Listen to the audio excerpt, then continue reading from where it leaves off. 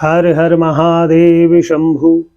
आप सभी का हमारे YouTube चैनल में स्वागत है। और इसके पूर्व के वीडियो में आपने देखा होगा कि हमने हरतालिका व्रत का मुहूर्त के विषय में आपको बतलाया था, संक्षिप्त रूप में पुनः बताकर। हरतालिका व्रत में किस तरह से आपको शिव जी की आराधना करना है कि भोलेनाथ प्रसन्न हो, माता पार्वती की कृपा आपके जीवन पर आए, मंगल सौभाग्य की कामना से, सुख शांति वैभव की कामना से माताओं के द्वारा यह हरतालिका व्रत, तीज व्रत धारण किया जाता है।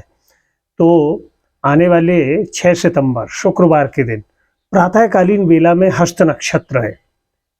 प्रातःकालीन बेला में अर्थात 7:45 तक हस्त नक्षत्र है। उस दौरान आपको क्या करना है कि कहीं नदी से, सरोवर से या अपने घर में ही रखी हुई रेत को एक गंजी में रखकर रेत को निकाल लें, गौर निकाल लें और बड़े मन भाव से जिस स्थान पर आप तीज की पूजन करना चाह रहे हैं उस स्थान पर चौक डालें, बड़ा सुंदर सा रंगोली बनाएं और लकड़ी का पटा हो, चौरंग हो, वह रखकर बड़ा रेशमी सुंदर सा, क्योंकि ये वह भगवान का आसन रहेगा, तो वहाँ बड़ा सुंदर सा वस्त्र बिछाएं, फिर उस पर केले का पत्ता बिछाएं और सामने में गौरी, गणेश, अखंड ज्योति कलश, यह तीज व्रत में एक अखंड ज्योति कलश आप चाहें तो तेल का या घी का दोनों आप रख सकते हैं। बढ़िया उसमें लंबी बत्ती लगाएं और गौरी गणेश का पूजन करें, अखंड ज्योत प्रज्वलित कर लें। और चाहें तो रुद्र कलश भी, एक श्रीफल नारियल कलश भी आप रख सकते हैं अगर रखना चाहें तो। और उस केले के पत्ते पर रेत के शिवलिंग बनाएं और माता गौरी बनाएं।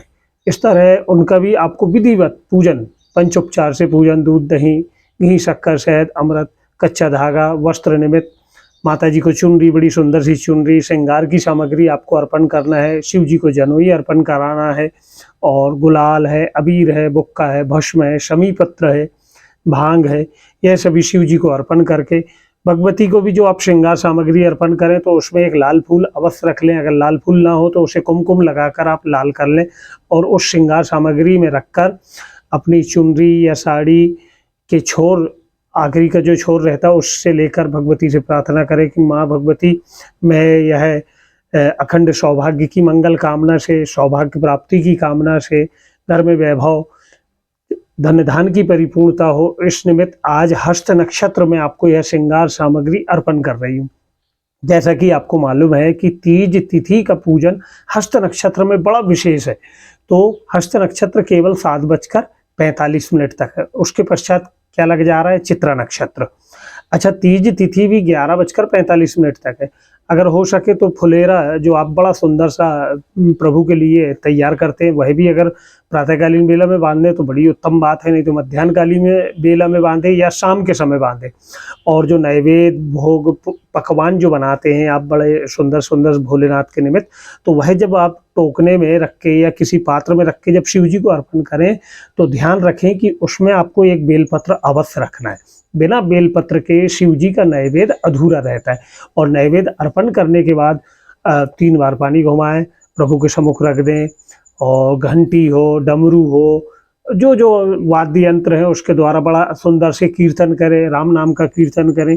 भगवती की, शिव जी की 4 पहर की पूजा होती है। अगर आप हस्त नक्षत्र को लेते हैं तो प्रातःकालीन बेला का एक पूजन आपका हो जाएगा, फिर एक दोपहर के समय मध्याह्नकालीन बेला में कर लें, शाम के समय आप कर लें और फिर रात्रिकालीन में बेला कर लें। तो इस तरह चार समय का आपका बढ़िया पूजन हो गया। चतुर्थी के दिन प्रातःकालीन बेला में पुनः प्रभु का पूजन अर्चन करके सुंदर नदी, सरोवर में या जहाँ आप विसर्जन करना चाहें या घर पे भी करना चाहें तो वहाँ आप बड़े मन भाव से विसर्जन करके प्रसादी वितरण करें। और प्रातःकालीन बेला में जब स्नान कर लें तो स्नान करने के बाद में या पूजन के दौरान हाथ में एक बेलपत्र लें कि आज मैं संकल्पित होकर हरतालिका व्रत धारण कर रही हूँ या कर रहा हूँ। अच्छा, इस व्रत को पुरुष वर्ग भी धारण करते हैं, तो ये है, इस चीज़ को आप केवल ये न जोड़ें कि केवल महिलाएं ही आराधन करें।